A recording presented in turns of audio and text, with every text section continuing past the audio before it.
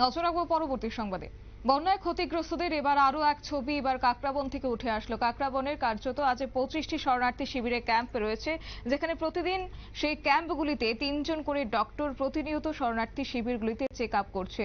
অর্থাৎ কাকরাবন সিএসসির আন্ডারে বন্যা কবলিত লোকজনদের জন্য 25টি শরণার্থী শিবিরের এই ক্যাম্পগুলিতে প্রতিদিন দেখা যাচ্ছে যে 3 জন করে ডক্টর প্রায় পরিষেবা দিয়ে যাচ্ছেন শরণার্থী শিবিরগুলিতে যারা এখনো আশ্রিত রয়েছেন, এবং চেক আপ করছে যাতে করে কোনোভাবে অসুবিধার সম্মুখীন হতে না হয় সাধারণ মানুষদের। আজ কিশোরগঞ্জ শরণার্থী শিবিরে চেক আপ করান ডাক্তার কাকরাবন এমসি জয়শঙ্কর মজুমদার, এবং ডক্টর বললেন যে বিভিন্ন ক্যাম্পগুলিতে সাধারণত জ্বর, সর্দি, কাশি এইসব ছোট সমস্যা লক্ষ্য করা যাচ্ছে, তাই তাদেরকে বিভিন্ন ক্ষেত্রে পরিষেবা দেওয়া হচ্ছে। আজ ডক্টর কাকরাবন এমসি জয়শঙ্কর মজুমদার তিনি সেই বিষয় তুলে ধরেছেন, কি বলছেন শুনুন। তো প্রত্যেকটা শিবিরে আমরা ক্যাম্প করছি। আমাদের হাসপাতাল থেকে 2টা টিম প্রতিদিন বেরোয়। আমাদের 3 জন ডাক্তার আছে, একজন ডাক্তারকে হাসপাতালে রেখে আমরা 2টা টিম আমরা করছি। এছাড়াও সিএম অফিস থেকে একটা টিম দেওয়া হয়েছে শুধু কাকরাবনের জন্য, ডেডিকেটেড টিম। ওইটার দায়িত্বে রয়েছেন ডক্টর শ্রমিক চক্রবর্তী।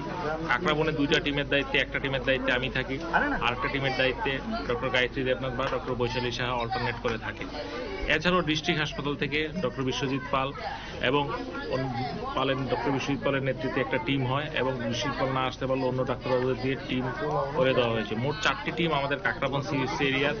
আমাদের 14টি পঞ্চায়েত রয়েছে, 14টি পঞ্চায়েতের মধ্যে প্রত্যেকটা পঞ্চায়েত 2-3টে করে শিবির রয়েছে। সবগুলো এই 25টা শিবিরকে আমরা প্রতিদিন কাভার করছি। এইটা 21 তারিখ থেকে শুরু হয়েছে। প্রতিটা শিবিরে আমরা একবার করে প্রতিদিন ভিজিট করি, এবং এটা কিন্তু কন্টিনিউ প্রসেস চালিয়ে যাচ্ছে। হাসপাতালের স্বাভাবিক পরিষেবা বজায় রেখে আমরা প্রত্যেকটি শিবিরে স্বাস্থ্য পরিষেবা সুনিশ্চিত করছি। বিভিন্ন জায়গাতে যখন আপনার মেডিকেল টিমগুলো যাচ্ছেন, পরিস্থিতি কি বুঝছেন স্যার? যখন তাদেরকে সাথে কি বুঝছেন স্যার পরিস্থিতি মোটামুটি ভালো রয়েছে। আমাদের যে ডেইলি রিপোর্টিং হচ্ছে তাতে দেখা যাচ্ছে যে খুব বেশি আউটব্রেকের কোনো সম্ভাবনা নেই। জ্বর, সামান্য মাত্রায় জ্বর রয়েছে। প্রতি রিলিফ ক্যাম্পে 1টা 2টা 3টা জ্বরের পেশেন্ট পাওয়া যাচ্ছে। পেট খারাপ সেরকম নেই। আমাদের বিভিন্ন প্রোগ্রাম আইডিসিএফ, মাস্কা এগুলির ফলে মানুষ এখন যথেষ্ট সচেতন।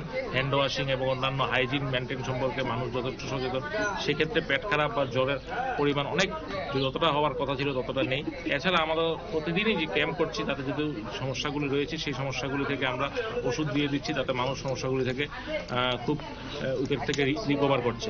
মানে আউটব্রেক বা এখানে মহামারীর কোনো লক্ষণই এখানে নেই। আজকে কোন কোন জায়গাতে স্বাস্থ্য আপনারা শিবিরটা করেছেন স্যার? আমরা এখন আজকে প্রথম আমাদের যে টিমটা রয়েছে সেই টিমটা আমার নেতৃত্বে টিমটা প্রথমে আমরা গিয়েছিলাম কুসামারা মার্কেট সেটে। সেখানে আমরা প্রায় 100 জনের উপর রোগী দেখেছি, এবং সেখানেও কোনো ডায়রিয়া এবং জ্বরের কোনো সেমন বিশেষ কিছু কেস নেই। 1-2টা কেস ছিল, সে আমরা ওষুধ দিয়েছি। এছাড়া ম্যাক্সিমাম সমস্যা হচ্ছে স্কিন ডিজিজ, ওইগুলো আমরা মলম এবং আমাদের অ্যান্টিবায়োটিক দিয়ে আমরা চিকিৎসা করেছি।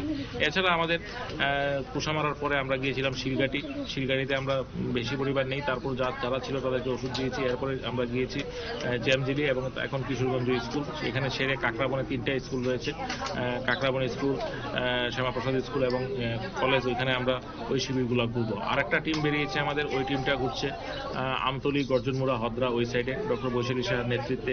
আর ডিস্ট্রিক্ট থেকে ডক্টর শ্রমিক চক্রবর্তীর নেতৃত্বে আরেকটা টিম জামজুরি, মুরাপাড়া, পালাটানা, পূর্ব পালাটানা এই সেন্টারগুলি দেখছে। কত তারিখ পর্যন্ত স্যার আপনাদের বিভিন্ন জায়গাতে স্বাস্থ্য শিবির ক্যাম্পটা চলবে? আমাদের স্বাস্থ্য শিবির চলতে থাকবে যতদিন পর্যন্ত শরণার্থী শিবিরগুলো রয়েছে বিভিন্ন স্কুলে, ততদিন পর্যন্ত আমাদের স্বাস্থ্য শিবির চলতে থাকবে। শরণার্থী শিবিরগুলো ক্লোজ হয়ে যাওয়ার পরও যাতে কোনো রকম রোগের প্রাদুর্ভাব না দেখা যায়, ডায়রিয়া, ম্যালেরিয়া বা জ্বরের কোনো আউটব্রেক না হয়, সেক্ষেত্রে আমাদের স্বাস্থ্য শিবির বন্ধ হয়ে যাওয়ার পরও প্রতিটি পঞ্চায়েতে রোটেশন ওয়াইজ আমাদের মেডিকেল অফিসার দিয়ে, লাগলে প্রয়োজন পড়লে সিএমও সাহেব থেকে আরেকটা ডিস্ট্রিক্ট টিম আনিয়ে আমরা আমাদের স্বাস্থ্য শিবিরগুলো কন্টিনিউ রাখবো। আপনারা শুনলেন চিকিৎসকের বক্তব্য। কার্যত এই বন্যার জেরে বিভিন্ন ক্ষেত্রে জলবাহিত রোগ সহ বিভিন্ন লক্ষ্য করা যাচ্ছে সিমটমস, এবং তারই মধ্যে আজ স্বাস্থ্য পরিষেবা দেওয়ার জন্য একটি হেলথ ক্যাম্প গড়ে তোলা হয়েছে, এবং বিশেষ করে আজ দেখা গেছে কাকরাবনে কার্যত 14টি পঞ্চায়েতের মধ্যে প্রতিদিন তারা সেখানে 4টি টিম সহ তারা যাচ্ছেন এবং সেখানে চিকিৎসা পরিষেবা প্রদান করছেন। আগামী দিনগুলিতে কার্যত তারা সেই পরিষেবা দিয়ে যাবেন বলে আজ চিকিৎসকের পক্ষ থেকে জানানো হয়েছে। নিয়ে নিচ্ছে ছোট একটি বিজ্ঞাপন বিরতির সঙ্গে থাকুন।